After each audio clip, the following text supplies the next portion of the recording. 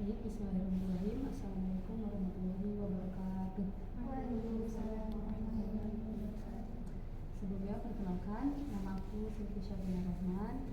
Aku merupakan mahasiswa semester 5 jurusan Bimbingan Konseling Islam UIN Semanggi Bandung. Nah, teman-teman, pada kali ini dalam waktu kurang lebih 30 menit ke depan ya, kita bakal sama-sama membahas terkait tentang cegah stunting mulai dari remaja. Sebelumnya ada yang pernah dengar atau kayak sama-sama nih dengar kata stunting? Pernah?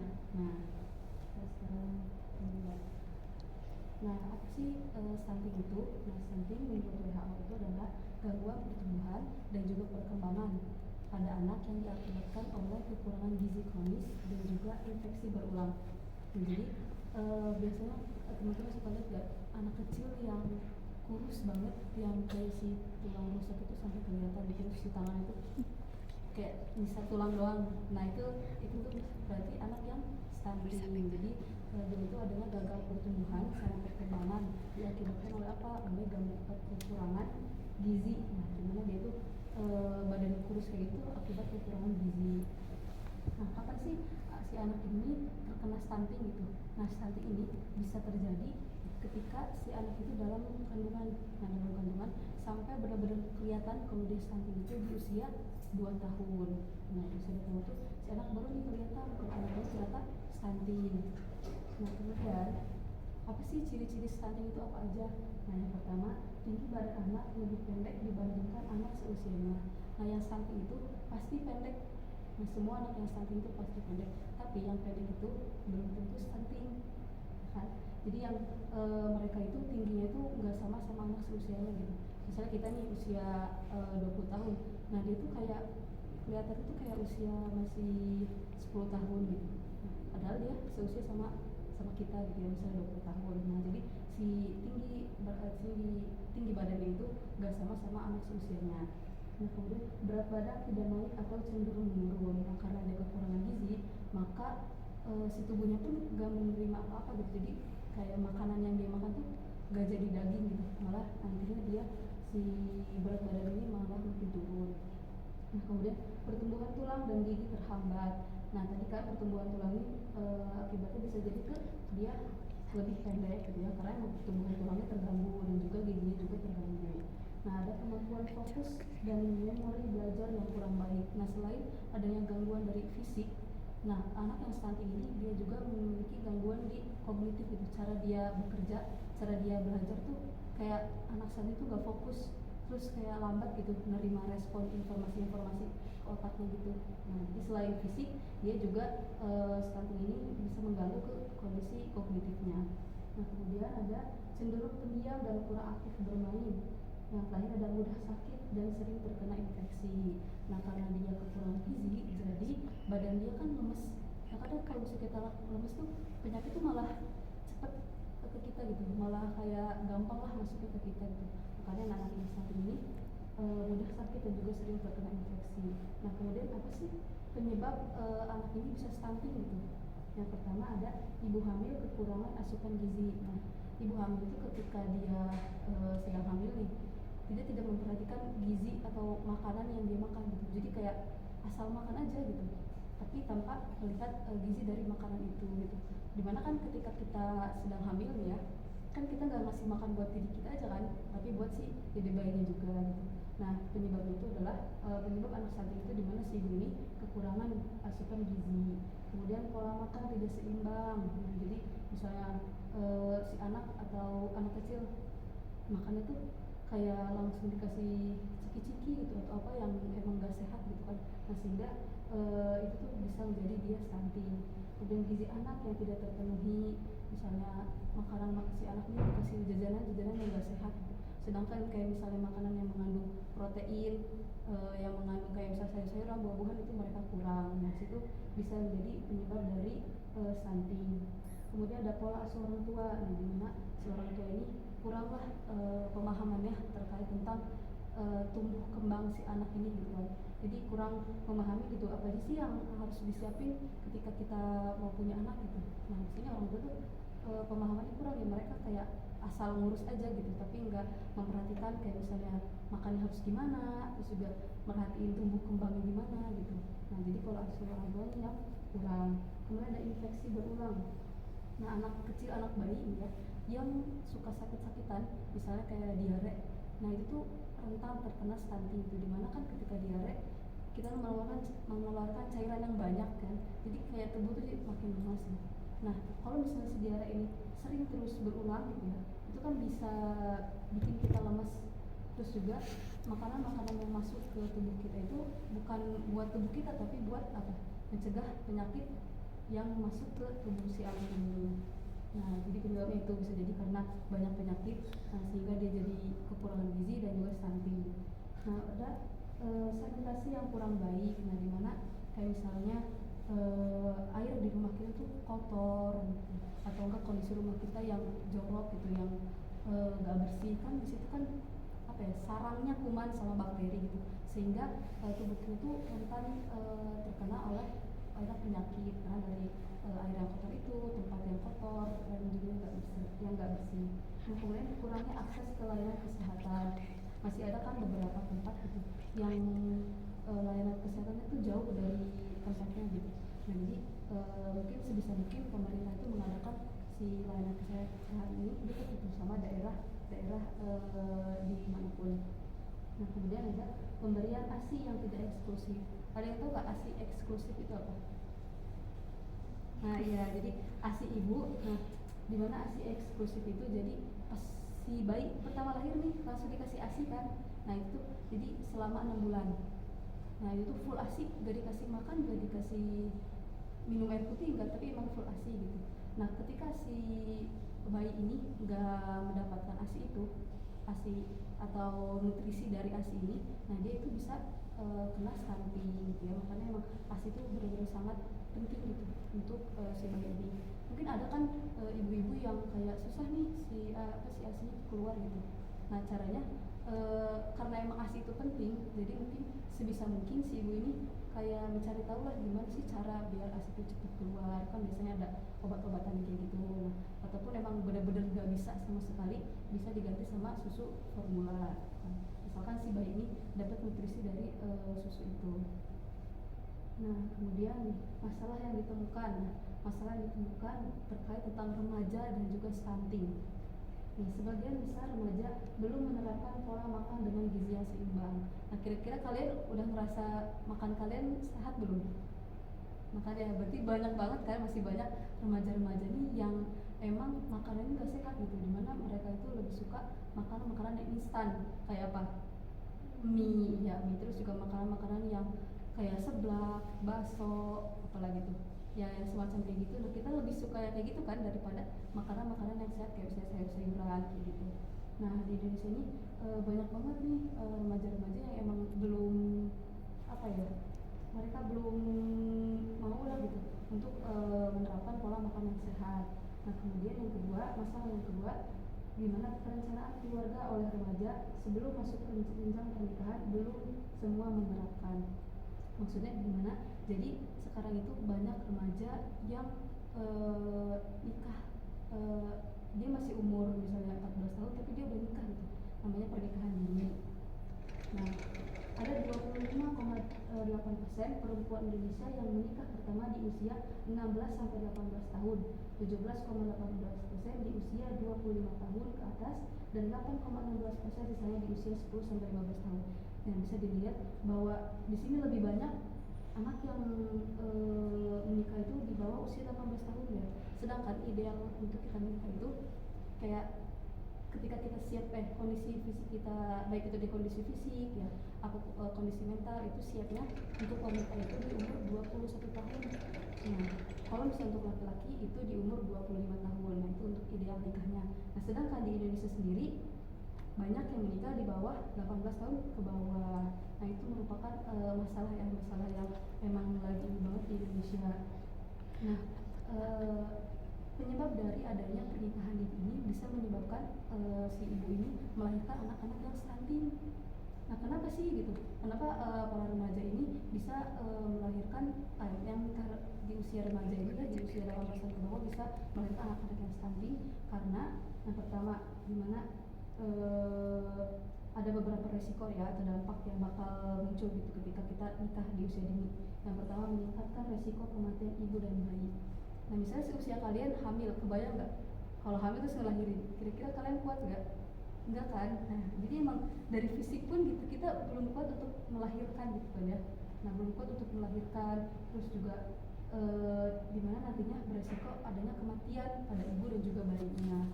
Nah kemudian ada kehamilan di bawah usia 20 tahun dapat menimbulkan risiko pendarahan, anemia, kemudian infeksi saat hamil dan juga keguguran. Nah jadi diakibatkan oleh fisik yang belum mampu itu. Nah kemudian ada hamil pada usia 10 sampai 14 tahun memiliki risiko 5 kali lebih besar. Ada beresiko melahirkan prematur, kemudian beresiko mengalami stunting dan ketidakstabilan emosi pada remaja, dapat menimbulkan kekerasan dalam rumah tangga. Nah jadi orang yang anak-anak yang menikah di usia dini ini mereka itu belum siap secara fisik, belum secara mental dia juga belum gitu ya, sehingga misalnya emosi anak remaja kan masih berubah-ubah gitu ya. Tapi kan misalnya dia menikah bisa jadi nantinya tuh adanya kasus KDRT gitu kan. Nah kemudian secara finansial pun atau ekonomi pun kita belum siap gitu ya untuk menjalankan atau membangun sebuah keluarga. Nah di Indonesia ini permasalahan itu masih banyak gitu, sehingga dari pernikahan dini itu bisa menyebabkan adanya melahirkan anak-anak yang stunting. Nah kemudian permasalahan yang terakhir, sebanyak 32%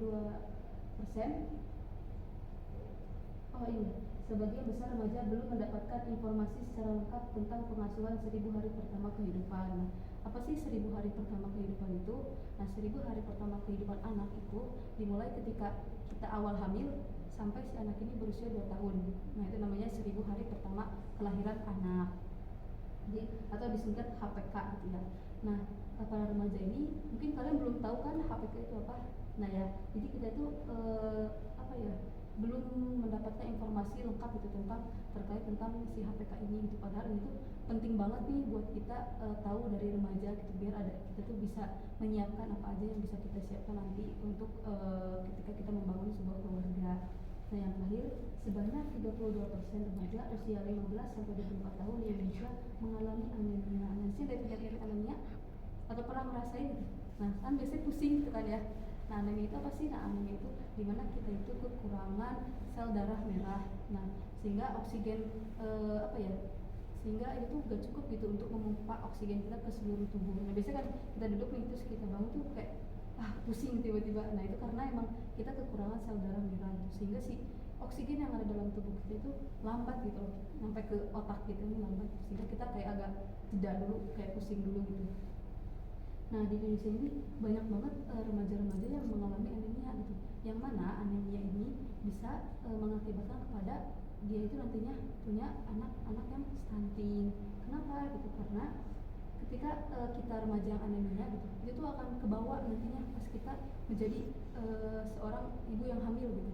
Nah sedangkan anemia itu sangat beresiko pada ibu hamil, dimana kalau misalnya ibu hamil yang kena anemia, dia itu bisa keguguran, bisa nanti pendarahan, baik itu pendarahannya saat dia hamil ataupun saat dia udah melahirkan. Nah yang mana ketika dia adanya pendarahan gitu ya, ketika melahirkan itu bisa mengakibatkan adanya kematian bagi ibu dan juga anak. Nah kemudian si anak juga nantinya tuh anak yang dikandungnya juga itu bakal ada pertumbuhan janin yang terhambat gitu, sehingga nanti bisa aja nanti anak ibu yang anemia ini melahirkan anak yang cacat atau nanti anaknya stunting gitu. Nah kemudian ataupun jika misalnya si anaknya lahir nih, nah bisa jadi si anemia ini nurun ke si anaknya. Nah sedangkan kan kayak kebayang gitu anak bayi udah anemia gitu kan. Nah itu bisa aja menyebabkan kematian kepada si bayinya.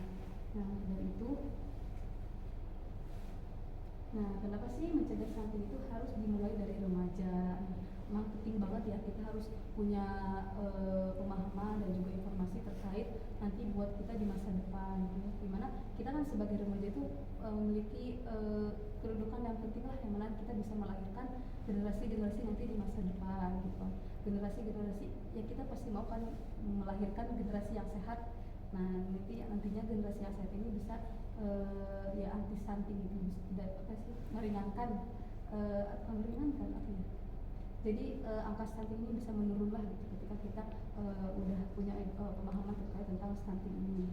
Nah maka dari itu gimana sih cara kita mencegah si stunting ini ketika kita di usia remaja gitu. Yang pertama adalah berbanyak aktivitas fisik. Nah kalian biasanya olahraga berapa kali? Jarang. Nah di sini kan cara mencegah stunting itu adalah salah satunya yang pertama perbanyak aktivitas fisik. Jadi aktivitas fisik ini sebenarnya nggak cuma olahraga aja, tapi kayak misalnya kita beres-beres, nyuci, nah itu kan aktivitas fisik ya, dimana kita itu melatih otot-otot kita gitu, melatih otot-otot kita. Nah ketika kita mulai nih perbanyak aktivitas fisik, nah di situ tuh kayak misalnya kita bisa apa ya, makanan yang ada dalam perut kita tuh bisa aja hilang gitu karena kita banyak gerak, atau kan bisa menghilangkan kalori yang ada dalam tubuh kita gitu, atau lemak-lemak jahat lah yang biasanya nih lemak-lemak kita ini kalau misalnya kita sering olahraga atau sering beraktivitas tuh bisa ya memecah apa ya, bisa hilang lah sedikit demi sedikit gitu. Jadi nah kemudian apalagi sih manfaat dari kita perbanyak aktivitas fisik, terus juga ini tuh bisa menguatkan jantung kita gitu, sehingga kita tuh apa ya, tidak terkena nantinya serangan jantung di usia tua. Nah kita harus sering-sering nih banyak olahraga, dimana olahraga itu minimal 30 menit per hari. Nah per hari apapun itu, pokoknya kalian ya misalnya mau begini gitu, atau kalian mau nyuci atau gimana, jalan kaki pun itu udah termasuk olahraga gitu, itu bisa ngebakar kalori banyak. Nah kemudian penuhi kebutuhan nutrisi harian. Nah biasanya kan kita makanannya yang emang gak sehat banget ya. Nah sedangkan untuk mencegah stunting itu nutrisi harian kita tuh harus terpenuhi. Nah apa aja sih nutrisi harian itu gitu. Nah nutrisi harian itu ada namanya isi piringku. Nah isi piringku dimana di piring itu harus ada sayur-sayuran sama buah-buahan, terus ada protein sama karbohidrat. Karbohidrat tahu apa aja? Nah nasi, terus kentang, ya ubi-ubian, nah itu karbohidrat.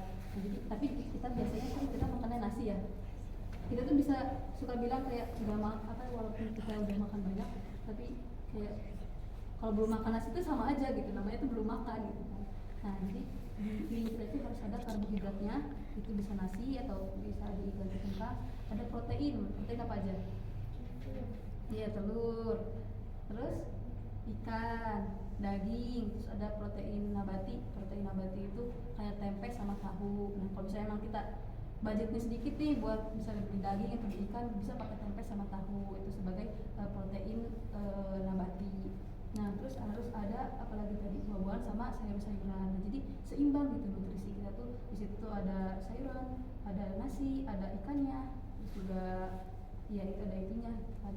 Jadi kita harus benar-benar ngelihat gitu makanan kita ini, jangan sampai kayak kita sering makanan yang emang gak sehat gitu. Nah itu kadang kan kalian suka ngerasa gak sih kalau misalnya makanan pedas, makan yang gak sehat tuh kayak ngerasa perutnya tuh kayak gak enak gitu. Nah itu kan tanda kita gak sehat gitu kan ya. Nah ketika kita makan makanan yang sehat, dimana si karbohidrat ini manfaatnya banyak, itu untuk sebagai energi kita untuk menjalankan aktivitas. Nah itu karbohidrat. Protein apa manfaatnya? Protein itu sebagai untuk membangun otot-otot kita biar kita kuat. Biasanya orang-orang yang nge-gym tuh badannya gede-gede, berotot. Nah itu karena dia tuh proteinnya banyak, makan proteinnya, sehingga ngebangun otot itu cepet. Nah gitu. Nah protein itu untuk membangun otot, terus juga kulit, terus juga rambut kita, terus juga untuk apa sih namanya?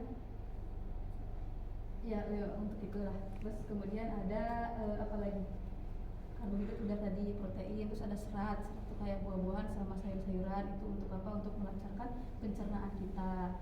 Nah habis itu ada lemak. Nah lemak itu sebagai energi cadangan, tapi lemak juga ada batasannya gitu ya. Ada kan ada lemak jahat, ada lemak jenuh gitu ya. Nah lemak itu sebisa mungkin sehari itu kita, lemak atau minyak lah disebut ya, minyak itu sehari itu 5 sendok Nah itu untuk minyak maksimal itu idealnya ya bagusnya itu 5 sendok. Kalau misalnya untuk gula itu 4 sendok sehari. Nah untuk gula itu 4 sendok sehari, dan untuk garam itu 1 sendok teh. Ya 1 sendok teh itu untuk garam, itu untuk porsi seharinya. Nah sehingga ketika kita menerapkan itu ya pola makan kita dan pola hidup kita juga jadi lebih sehat, dan kita tercegah dari nantinya bisa mencegah adanya stunting. Nah kemudian konsumsi tablet tambah darah. Nah tadi ya khususnya buat yang anemia kan pasti biasanya sering minum tablet tambah darah kan ya. Atau kalian pernah dikasih gak di sekolah-sekolah gitu tablet tambah darah? Nah ya itu tuh penting banget sebenarnya buat tubuh kita gitu. Dimana tablet tambah darah ini ya menambah darah kita gitu, bisa juga untuk menyembuhkan ketika kita misalnya punya penyakit anemia.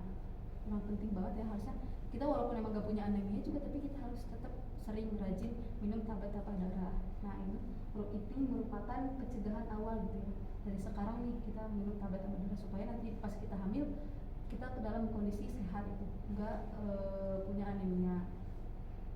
Nah kemudian yang keempat ada menjaga kebersihan lingkungan. Nah tadi ya udah penyebab dari adanya stunting kan karena sanitasi yang kurang baik ya, jadi lingkungan yang kurang baik. Nah jadi kita dimulai dari sekarang, dari remaja harus bisa menjaga baik itu diri kita maupun lingkungan sekitar kita gitu, dalam keadaan yang bersih, yang rapi. Kemudian juga untuk air tuh airnya yang bersih gitu ya, memakai air itu air yang bersih sehingga gak banyak bakteri dan juga kuman-kuman gitu yang nantinya bisa merusak ke tubuh kita. Nah kemudian yang kelima ada perencanaan keluarga. Nah perencanaan keluarga sendiri tadi kan kita udah bahas ya terkait tentang pernikahan dini ini gitu ya. Nah perencanaan keluarga ini nggak harus kita rencanain ketika kita mau nikah aja gitu, tapi dari remaja. Nah kita tuh harus banyak cari edukasi lah terkait bagaimana sih merencanain keluarga yang baik itu gimana gitu, keluarga yang sehat itu gimana gitu. Makanya kita harus dari sekarang mulai sejak ini kita harus merencanakan rencana keluarga ini, mulai dari usia ideal kita berapa tadi, cewek ideal untuk nikahnya ya 21, kalau cowok 25. Terus juga kita harus memperhatikan kondisi ekonomi kita cukup apa enggak nih gitu, kalau misalnya kita mau nikah. Terus juga kondisi kesehatan mental kita sama kondisi fisik kita. Nah jadi ya kita harus merencanakan dari sekarang gitu ya, jadi agar terhindarnya nanti pernikahan di usia dini. Nah kemudian ada pengetahuan tentang pola gizi seimbang. Nah tadi kan udah ya sudah dikasih tahu tentang apa aja sih kayak protein, karbohidrat, serat. Nah sehingga ketika kita udah punya pengetahuan nih tentang pola gizi yang seimbang, nantinya ketika kita udah menjadi seorang ibu ya, ibu nanti yang ngurus anak, kita udah paham nih anak nih bakal dikasih makan apa aja gitu yang baik, yang nantinya bisa memenuhi gizi sama nutrisi dia kan. Nah, maka dari itu memang penting banget kan kita dari yang ini untuk tahu terkait tentang gizi seimbang untuk anak kita. Nah selain untuk kesehatan anak nanti, itu juga untuk kesehatan kita sekarang, agar nantinya kita pas tua itu nggak sakit-sakitan gitu ya, harus sehat. Nah kemudian yang ketujuh ada pengetahuan tentang kesehatan reproduksi remaja. Nah dimana bagusnya itu atau wanita itu bereproduksi itu atau kayak hamil ya, bisa disebut hamil itu dari usia 21 tahun sampai 35 tahun. Itu emang kayak lagi subur-subur tuh di usia segitu, di usia 21 tahun sampai 35 tahun. Nah kemudian terakhir ada pengasuhan 1000 hari pertama kelahiran. Nah ini juga kita harus tahu nih tentang ketika anak kita udah lahir apa aja yang bakal kita siapin gitu. Dimana ketika anak kita itu kan yang pertama kita kasih tadi ASI. Nah ASI itu selama 6 bulan tuh full ASI, nggak dikasih air minum, air putih, apalagi air putih kan nggak dikasih, maksudnya anak si bayi baru lahir terus kita langsung kasih makan, nggak mungkin, kayak itu bisa nanti anak itu bisa mati gitu. Nah dari itu kita harus ada pengetahuan kan tentang apa aja sih ketika anak udah lahir itu dikasih apa aja makanannya. Nah setelah bayi ini 6 bulan, setelah dia ASI, nah baru dia boleh makan, namanya itu MPASI, kita kan MPASI, nah, makanan pendamping ASI. Nah di MPASI-nya ini nggak sembarang dikasih si anak, ya udah dikasih nasi weh langsung disuapin gitu, enggak kan, tapi kita harus tahu isi dari si makanan ini gitu, gizinya sama nutrisi untuk anak kita nanti supaya si anak ini nggak kena si stunting ini gitu ya. Nah biasanya kan kalau misalnya anak yang baru pertama kali makan tuh si makanannya dihancurin gitu ya, di blender gitu supaya dia lancar gitu ke pencernaannya. Nah dari itu kita yang sebagai remaja sekarang harus bisa banyak-banyak cari pengetahuan terkait tentang apa ya namanya, parenting nanti gitu untuk anak-anak kita di masa depan agar terhindar dari si stunting ini gitu, karena emang stunting ini sekarang tuh di Indonesia banyak banget lah anak yang kena stunting ini gitu. Maka itu kita harus bisa mencegah sedini mungkin dari kita remaja. Nah mungkin segitu aja materi yang bisa aku sampaikan, kurang lebihnya mohon maaf. Semoga materi ini bisa bermanfaat buat kalian dan juga buat aku. Kurang lebihnya mohon maaf. Billahi taufiq wal hidayah. Wassalamualaikum warahmatullahi wabarakatuh. Waalaikumsalam warahmatullahi wabarakatuh. Terima kasih.